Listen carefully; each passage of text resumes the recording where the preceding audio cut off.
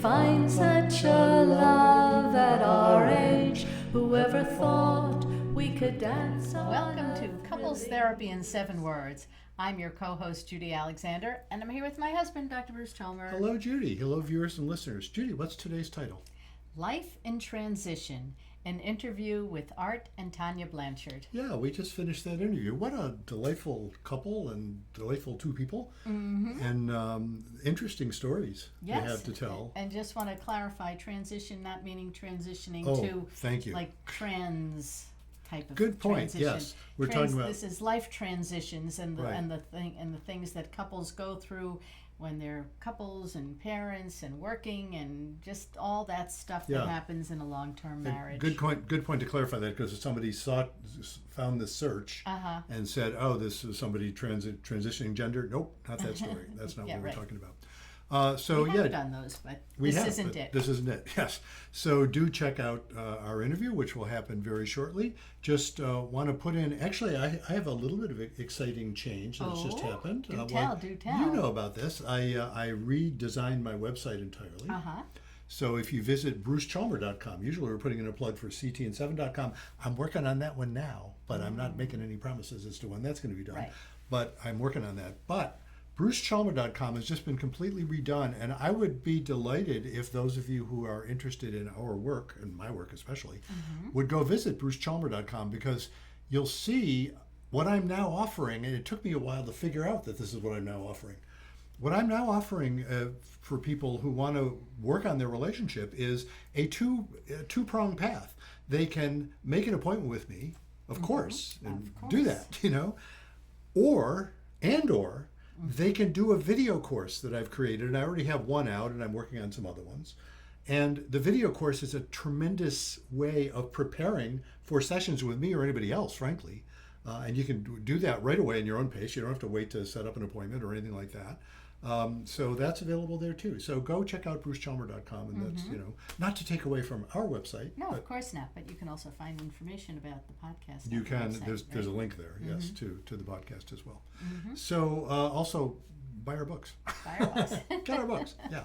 Let's get on with the interview. Yes. We'll see you on the other side. Our guests today are Art and Tonya Blanchford. Tonya and Art have been married for almost 32 years, and their relationship is better now than either of them would have imagined when they got married. They have raised 3 children on and from 3 different continents, one adopted from Russia, another from China, and the one in between born in the US. They have been through massive challenges with the children, with losing all their money in business and the bumpy growth that comes in any intimate relationship. And through it all, they have stayed committed to personal and spiritual growth, which has allowed them to move from codependent to co-committed in their relationship.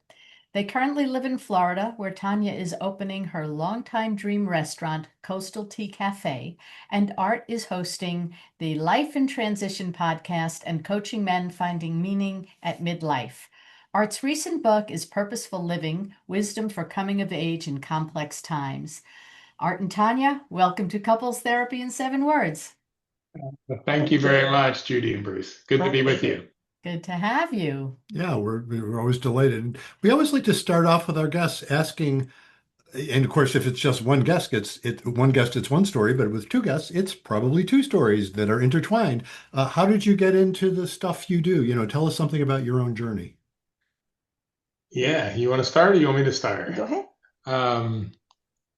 I put it in a very short way. I was very successful in business, but from a little bit unhealthy perspective, because I'd grown up in a cult where I learned to please the man. So I was a very good pleaser, and that made me very good at business, and on the surface, very good in marriage as well. And that I won't say it was facade. Many great things came out of that, but that stage of life lasted till I was in my mid-40s, when I burned out because I was living in an incongruent way with my soul. And we had done personal growth the whole way along and worked on a relationship a lot, but I didn't realize until my late 40s that in business, my workaholism was really driven by pleasing others and not what I could really contribute. So that realization during COVID and through 12-step recovery helped me to see what it is that I really want to do, which is helping other people in that journey, and to being a distiller and sharer of pragmatic wisdom, I often say, Mm. for others. And then she's, as I've stepped back from the business role and our kids exited the house, she stepped forward and said, time for me to start to live my dream. And I'll let you pick it up from there and tell a little bit about yourself as well.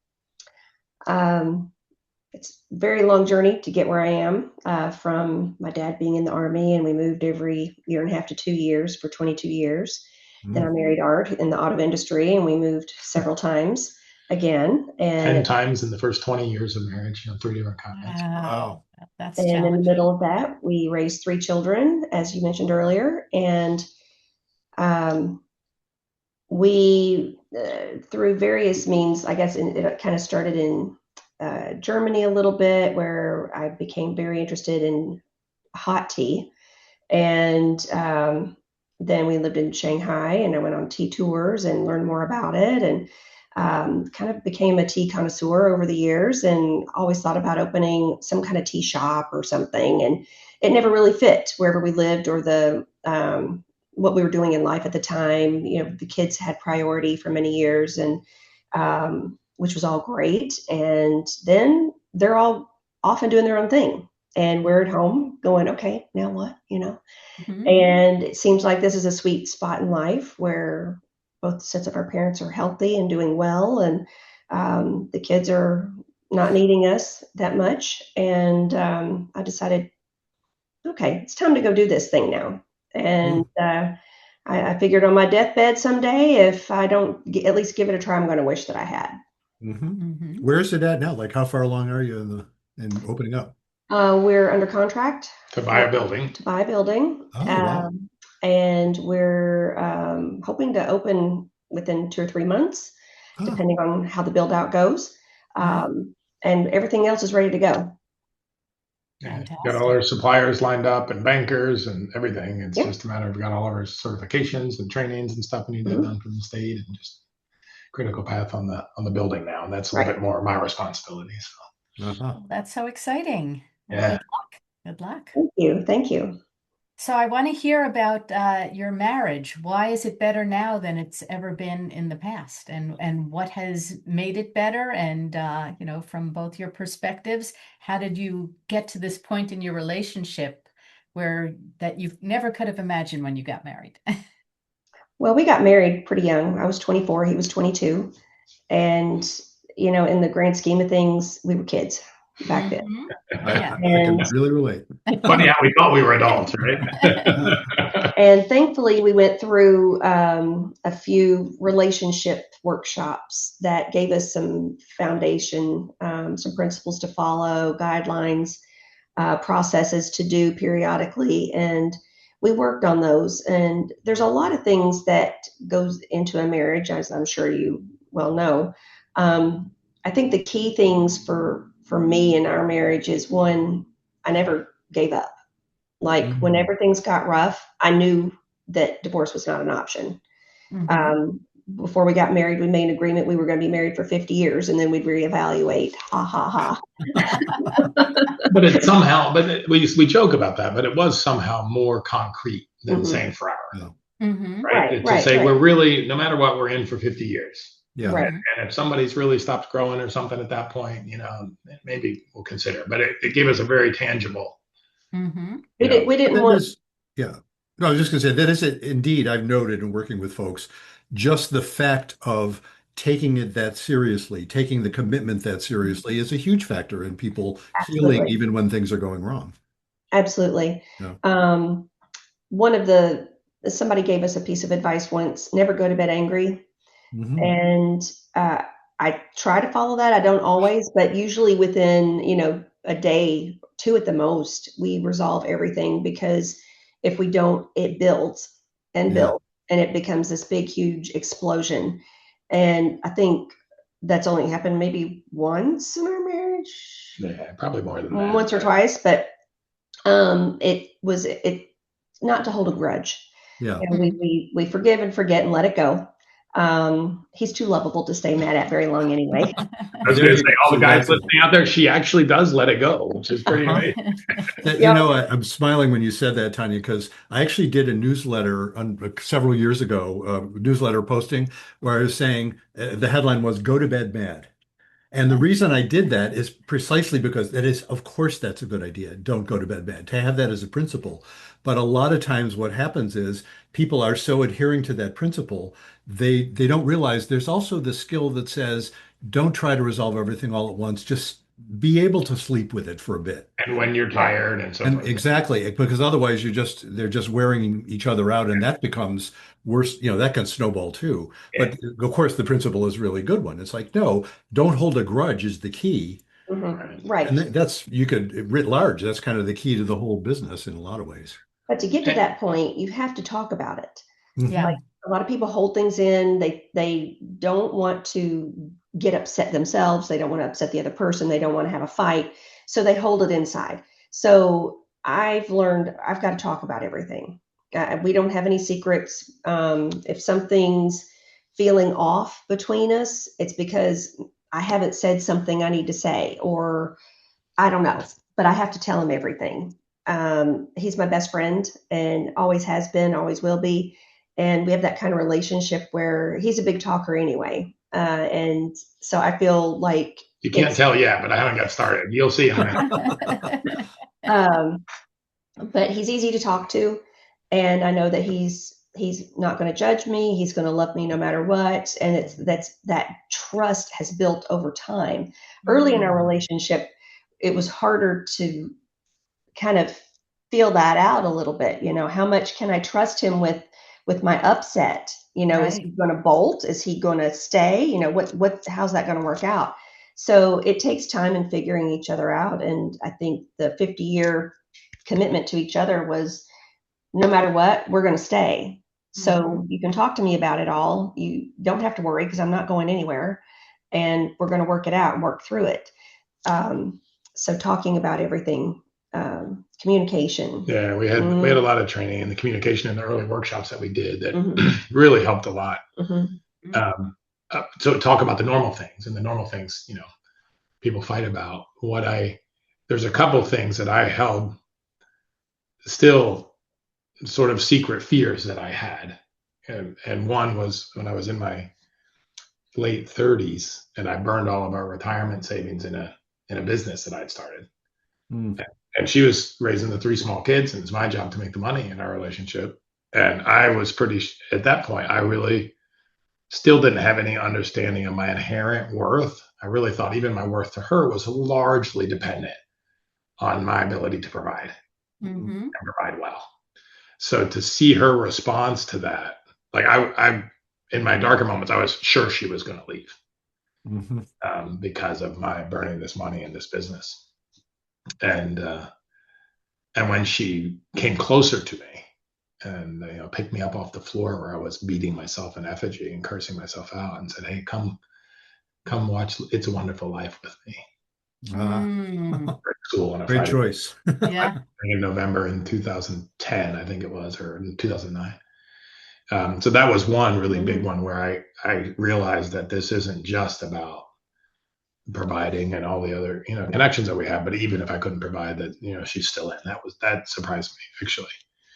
And then the second one was about 5 years ago, because while we did have very good communication and we talked about all kinds of stuff, I mean almost everything, but the one area that I wouldn't touch with her, because I'm such a people pleaser, or I used to be, my behavior used to be, I'm going to change my language there, my behavior used to be such a people pleaser, is that if there was behavior that she had that I felt violated my space and my boundaries, I wouldn't say anything because I was at my wife. And that was another thing where I thought it was like, I just should absorb it.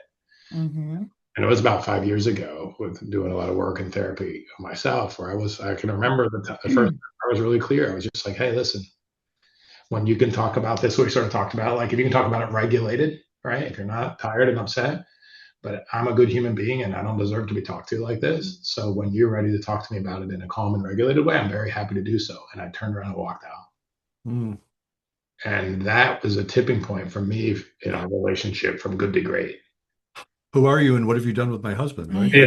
Now I don't know. How did you feel about, do you remember that particular time Mhm. it was in New Mexico? Mhm. How did you, I never asked you about that. How did you feel? Like what was going on with you when I did that? I felt like at first I felt like I had to give a big huff, like, Uh-huh. and I knew he was right. I knew he was right, and I'd pushed Don't you back. hate that? It's bad enough when somebody accuses you of something unfairly, but when they accuse you of it fairly, that's even worse, Yes, so and it made me think, I don't want to be that kind of person, Mm-hmm. and you need the one person you trust in the world to show you who you really are and help you become better. We're not perfect. We're all works in progress, and I'm always wanting to become a better person. I want to be the best version of myself I can be in this lifetime, and I'm not going to get any better if nobody tells me and points out my flaws. And so I was grateful, and he still does that. And I didn't say it as pointing out her flaws. That wasn't my No, thing at all. no, It was just putting boundaries for myself. yeah, Mm-hmm. Like this is how I want to be, and I'm worth it mm-hmm, to be that way. mm-hmm, So I'll re-engage when I feel that's good. It's good for me to re-engage, Yeah. right, Yeah. and when it's a safe place for mm-hmm, me, mm-hmm, and that really shifted our relationship, I think, a lot. mm-hmm, And one other thing, which is really maybe taboo to talk about, but there's another time where I had a very deep session in connection with God, and I felt a very clear, and this was about 5 or 6 years ago, where just very clear guidance of don't let any sexual energy leak out anywhere else. I mean, don't look at anybody else. Don't just have only sexual energy only goes toward this human being. That's it. 100. Mm-hmm. And that also made a big change in how close we were. Mm-hmm. Mhm. And I wasn't having affairs or anything like that, but just Mhm. not even to allow, oh, look at that woman. No, right. With no sexual energy. And that also, I feel like that was one of the things that I was surprised how good our love life is at this point in our relationship. Mhm. And that's Yeah, part of and that often follows from that sense that it's admissible that, I mean, you can experience the world as sexual, and when you're in a monogamous relationship, that I think it's one of the great joys of monogamy when it works, is that you channel that one place, it. and Right. that one place is deeper than any other way you Right. can do it. I don't know another way that can happen except through monogamy, although we've talked with all sorts of folks who are into polyamory and stuff like that, which Sure. Yeah. I'm astonished about, but there are Yeah. I folks mean, I who say think, it works. So yeah, I think it can work to a certain level. I yeah, know that I couldn't get to the level of relationship that we have, yeah, Mm-hmm. three Yeah. people, Yeah. yeah, yeah. right? Yeah. That simply wouldn't work, and it's really, I mean, it's amazing to me, like on a daily, that I sort of smile and pinch myself, like, how can I be this in love at this age? And it's Mm-hmm. really Mhm. cool. It's yeah, nice. Yes, it is. And yeah. good for you, Tanya, for being able to hear what he was saying without freaking out.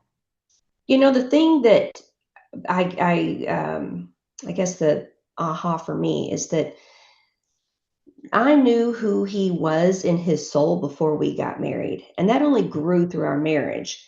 But whenever he gets upset, whenever he says something mean or derogatory, which isn't often, but when it does happen, it's like, I know that's not him. Mm, That's not him yeah. speaking. That's not the Yeah. person I married. He'll come back, Mm-hmm. and he does.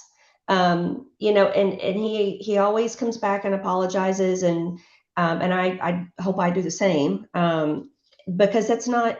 I know his soul. I know who this person is, and I know that whenever something goes awry, it's just temporary, and I don't take it to those scary extrapolations of, Yeah. oh, we're going to get divorced, oh, all Yeah. this stuff, he's going to move Mm-hmm. out, oh, I don't go to any of those places, because Mm-hmm. I know who he is, and I know, that our marriage is strong enough to weather it at this point. Now there were years where it was a lot tougher. Yeah, we talked It about was never this divorce. We easy. never Yeah, came close to it, but we talked about it. Maybe we should just get divorced. This is too tough, Yeah. right? Mm-hmm. yeah, And so it's not like it's been, we had the 7 year, I won't even say itch. It was like a 7 year don't want to be with each other. There was no itch Yeah. for anybody else, but it was 7 year don't want to be with each other. And then there was other times where just it's, intimate relationships are tough. Life is tough. And you put those two together, and there's times where it Yeah. just must be easier to eject from this situation than to stay in it. But Yeah. the bottom line is that even before people get married, and it's never too late to have this question to ask yourself, do I want to be with this person for the rest of my life? Mm-hmm. Especially if you're in the deepest, darkest parts of your relationship where things are just really in the pits. Do I want to be with this person for the rest of my life?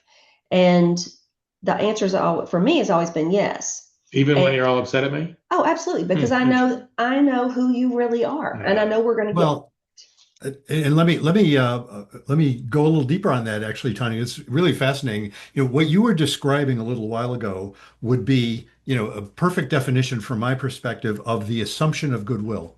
When a Mhm. couple is doing well, and so somebody says something, they're a little off and they're not very nice for a moment or something like that, and the assumption is, oh, you must not be feeling well or something because I know you to be a good person, and I know you're not, Right. you don't intend to hurt me.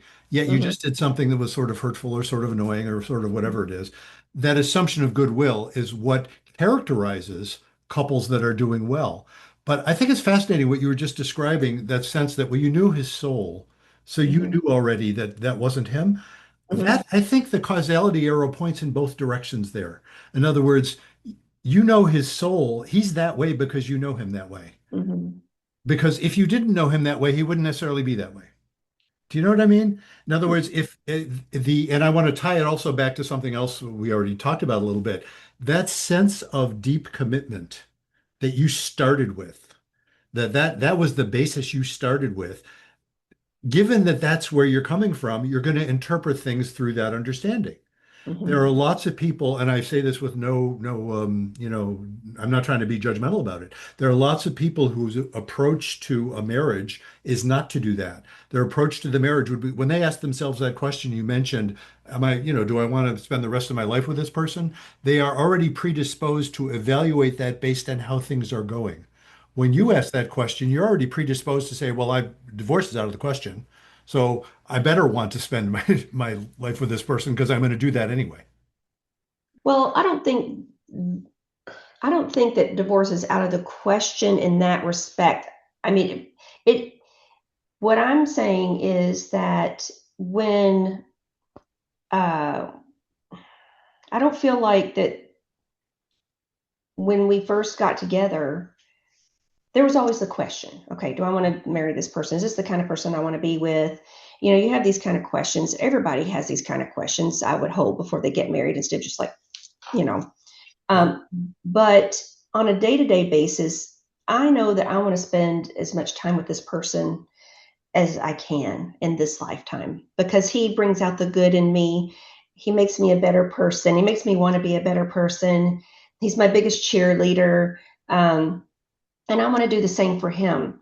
And just knowing that I want to be with him as much as possible, just automatically just rules out the possibility of divorce. Now, Mhm. like I said before, we've contemplated it. I want to jump in here though, Okay. because I think coming back to this assumption of good intent, right, I think is really important. And another thing that facilitates is not blaming the other.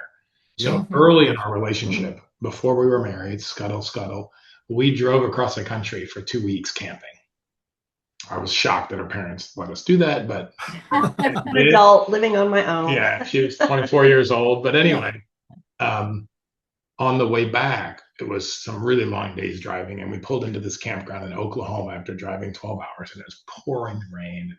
I'm setting up the tent. She's not doing it right. And I am steaming, like I'm soaking wet now, and she's sitting in the tent, and You had said something that made me mad. I was I mad don't too. remember what it We were was, both but mad at each other.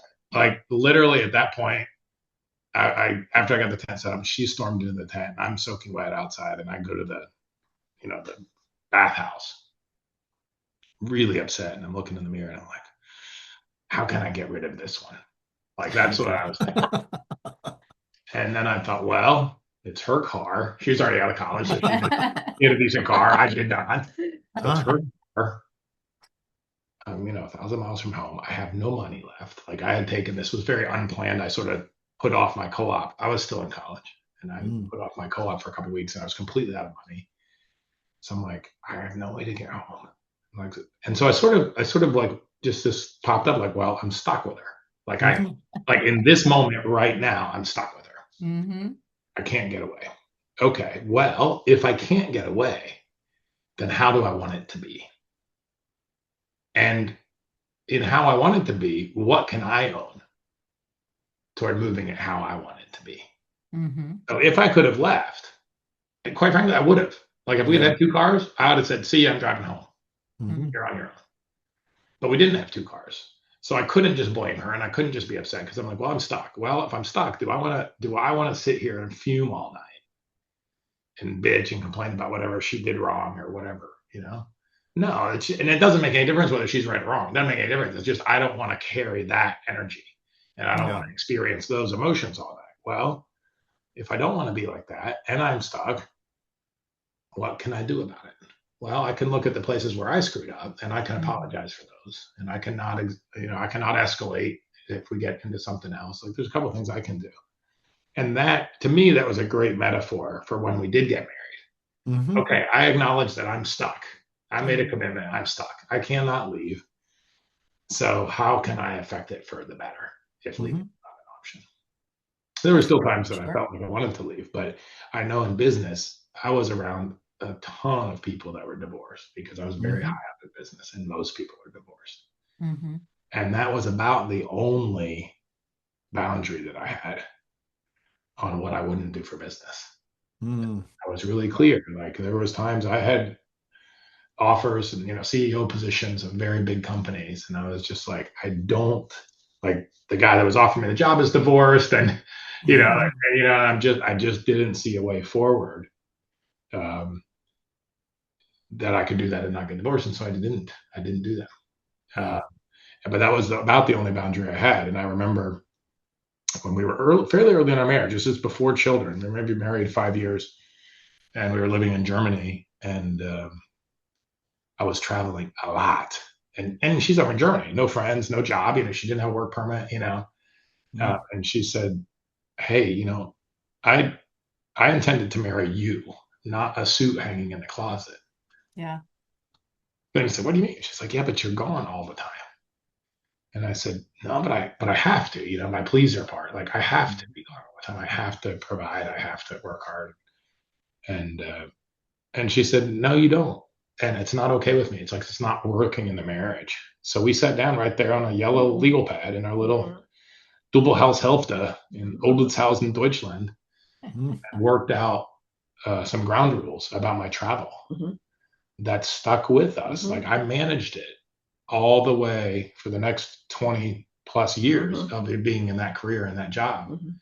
It was insane sometimes what I would do to meet those rules. I would leave, Tennessee after dinner on Sunday night because it didn't count as being gone for a night if I stayed and had the family dinner, and fly to China and get to China Tuesday morning and work all day and fly that night to Korea and overnight in the hotel, work all day in Korea and fly home and be home on Wednesday morning.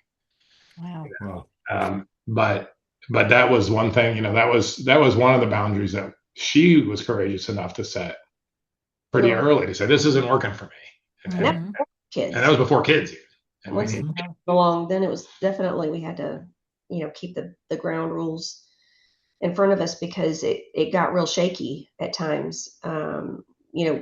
Any mom with whether it's 1 or 2 or 3 or however many children needs the father to be there, somebody else to be there. You need some kind of support system. And most of the time we were living in places that we didn't have family. Right.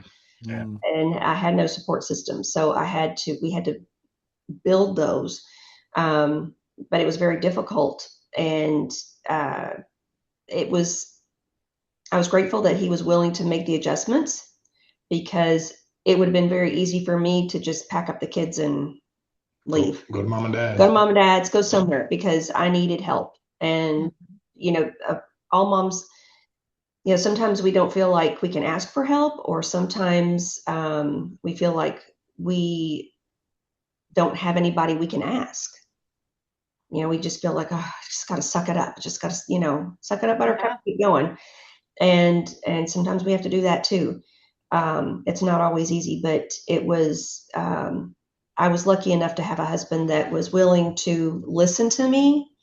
And in spite of his need and drive to provide, he always made us important. He put his family first every opportunity he had. Now, there were times that that wasn't a possibility, but I never felt like he didn't value us. Mm-hmm. I knew that we meant the world to him, and the rougher the times were that he was gone long periods of time when they were young, it was harder to see that. And it's one of those things that just got to hang in there, just got to hang in there. And then, as we get, it kind of, you build that muscle, and it gets a little bit easier each time, a little bit easier. And it's not easy anytime, but the mentality gets strengthened. The faith that we have in our relationship that we're going to get through this. And we managed to find ways to get through it. We hired help there's been a couple of times, and that helped a lot too. Mm-hmm. Sure. Yeah. Sorry, go ahead. Yeah. Well, I was just going to ask, Art, how did you transition into talking about transitions? You coach men now about transitions. Tell us something about that. Yeah. So there was, and that's about the point I was going to make anyway. There was one time when we didn't follow that rule. When we lived in China, Tanya decided to go home 6 months before the contract was up to get the kids back in school.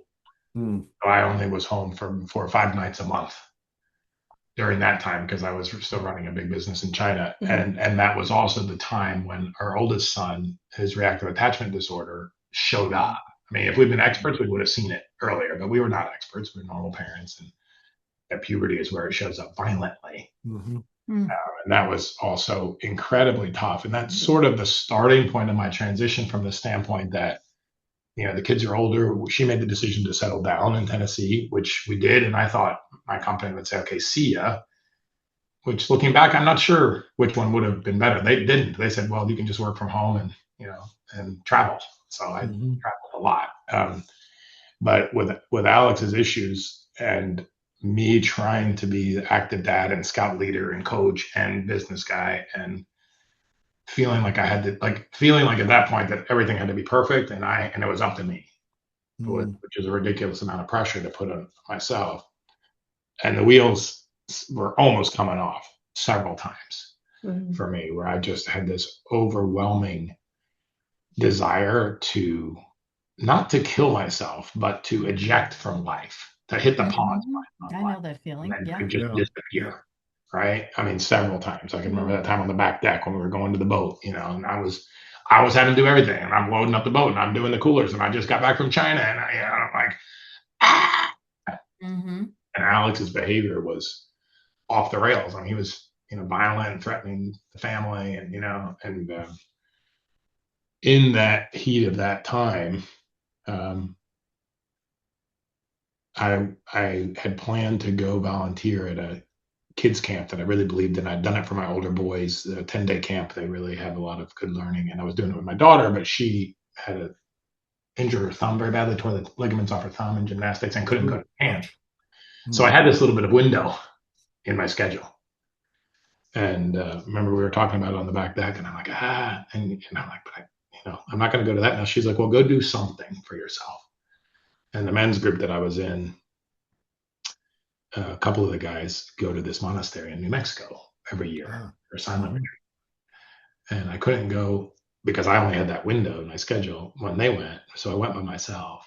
I looked it up online and said, that sounds good. So I went by myself for a 5-day silent retreat in this monastery in New Mexico. I didn't think he'd make it. Yeah. Yeah. I mean, I love to talk, right? And I'm a very social person. But there's no Wi-Fi, there's no LTE, and you don't have to be silent there, but it's an option. And you can put on a leather medallion and nobody will talk to you, they'll look you in the eye. You can just be in your own space. And I had tried to grab this book. Well, it's the Bible, the version of the Bible that I like, Eugene Patterson's The Message. It had a certain size and shape, and I was looking for that in my typical hectical way of being at that time, running around the last second, packing, 10 seconds before I'm leaving for the airport. And there it is. And I grabbed it, threw it in my bag. And when I got there, it wasn't The Message, but a book called Bonds That Make Us Free. That was the same size and shape and color. Well, that was the only thing I had to read. So I read that book, and I wrote, and I meditated hours a day and walked or ran in nature. And that's it. And then ate. And reading that book, I realized this woman was telling her story in this book, but it was also my story. And she said, I'm the provider. I love my kids. I read stories to them every night. I hug them and kiss them, and I make the food, and I buy and I make the money, and everything to be perfect. But I realized that it's not serving them. It's because my life has to be perfect, and they're all accessories to my life with me at the center. Yeah. Oh, that stabbed me right in the heart. I mean, when I realized that I worked so hard and I had all this pressure because I felt, again, coming back to worthiness, that the only way that I could be worthy is to have this perfect life, which included my kids being perfect. And so I'll love them and teach them and do all the stuff for them, but it's not really for them. It's because they need to be perfect so my life is perfect. Yeah.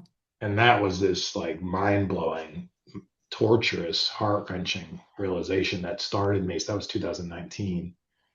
And I get my dates mixed up. Alex was already at the ranch, or he was back from the ranch at that point. He came back in December 18. Okay, that's right. So he had been at an equine therapy ranch for 2 years when the wheels just came off completely at home. And that had also started me on going to therapy and, starting this new chapter.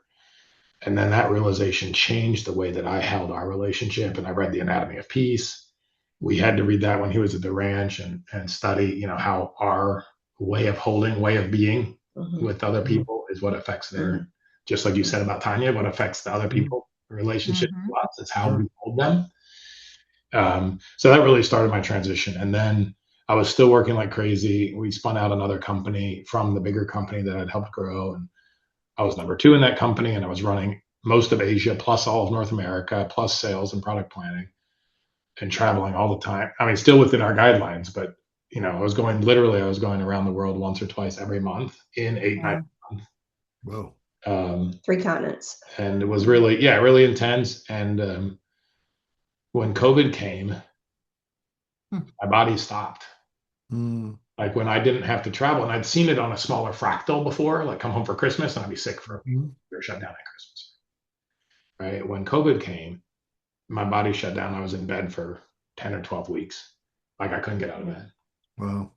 Yeah. And that's when she said, you might check into this thing called Workaholics Anonymous. I was wondering, I think you had said actually in some of your written material, that's the particular 12-step group you were talking about.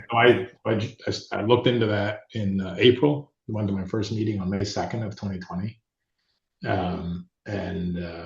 And started to let go and let God and have the courage to say, you know what, there's a lot of things I like about my job, but it's also killing me. There's a lot of things I don't like about it. And even though I was very much tied up in the identity of being a big business executive, I decided to leave my company. And already before then, I'd thought, I've been through so many transitions because we've lived so many places, and with the adopted kids and growing up in a cult and trying to have to find my way in a world out there. That's why we always talked about it in the cult, is there's us and then there's out there. And I thought this is something that I have so much experience with, and also being really overweight and unhealthy, and then becoming an ultra marathoner and Ironman, and it just all these things. And I thought, I feel like there's a story there that could really help other people. So I started recording podcast episodes while I was still at work, but of course I can't put anything out while I'm a public, officer of a public company without God and everybody and the lawyers checking everything 26 times. But I started doing that because I just felt like there was a story that needed to be told there. And I had a sense that I'm not the only one that feels imprisoned by my beautiful life, but still feels imprisoned. Like I checked all the boxes of all the stuff that I felt society told me that if I did these things, I would have a perfect, fulfilling, happy life. And yet I was Yeah. dying.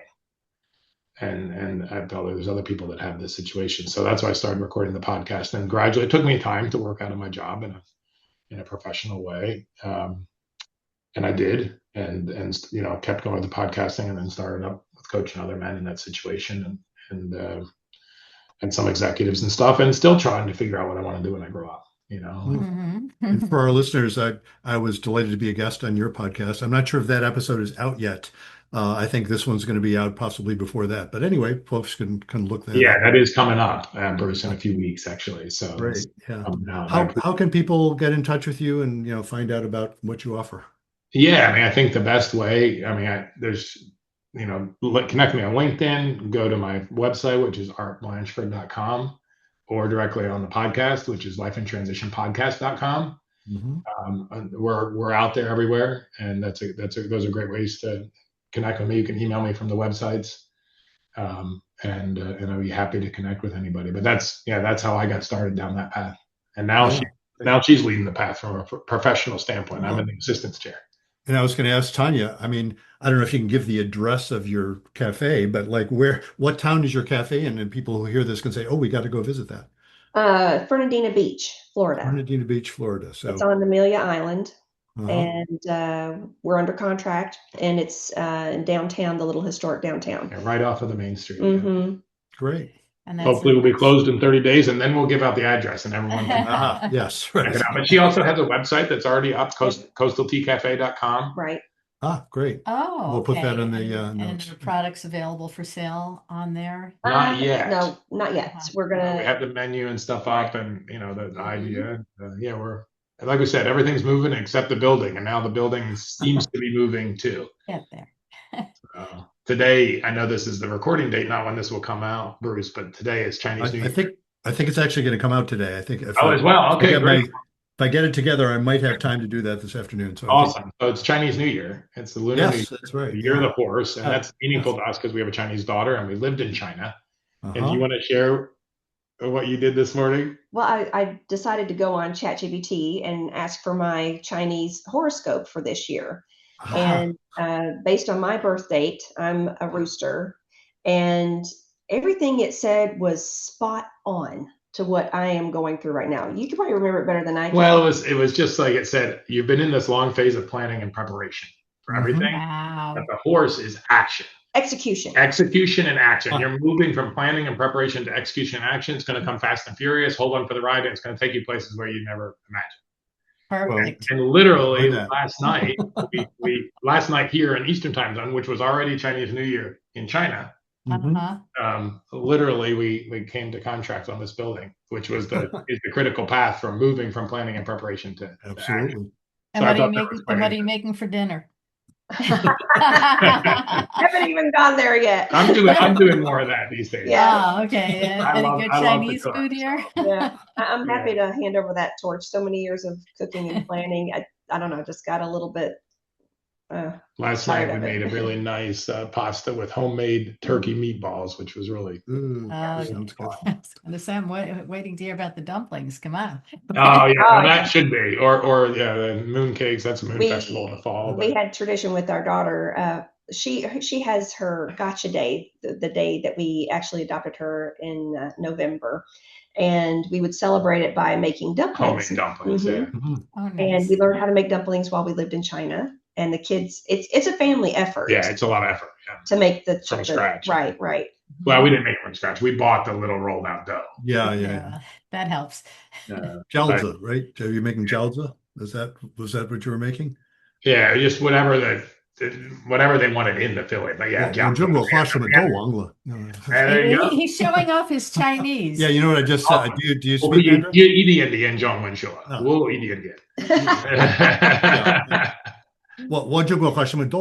I forgot it all. Did not get that. Yours is much better than mine, Bruce.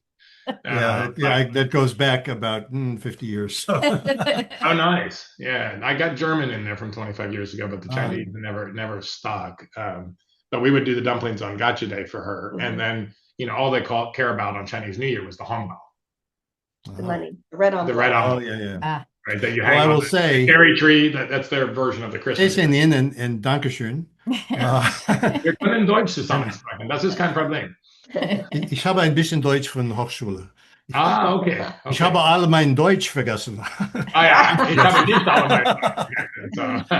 So. It's a good thing to know how to say in many languages. I've forgotten all my, whatever. Yeah, that's right. There Anyway, you go. thank you so much for doing this. Merci beaucoup. Yeah, there we go. There we go. Oh, da, da, da. You're most welcome, guys. It was Thank really, you for inviting us. really a pleasure. Our pleasure. Thank you. Welcome back. We hope you enjoyed that interview, and we hope you learned something about what it takes to make a long-term relationship work, and not only work, but get better and thrive and have that passion and that spark. You could see it in the two of them, how they interact with each other, the way they look at each other. So, Absolutely. And yeah. so that's fun, just observing that.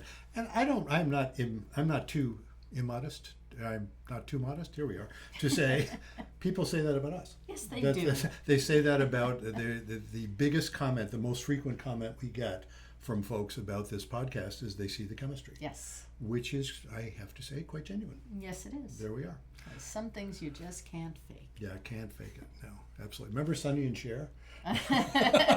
Yeah, but they always looked annoyed at each I other. know. Even when I mean, they were. Remember, they were making programs even as they were getting divorced. Yes. It was something. But then it was pretty clear that the spark was not present. spark was The not wrong kind of there. spark was present. Let's put it that way.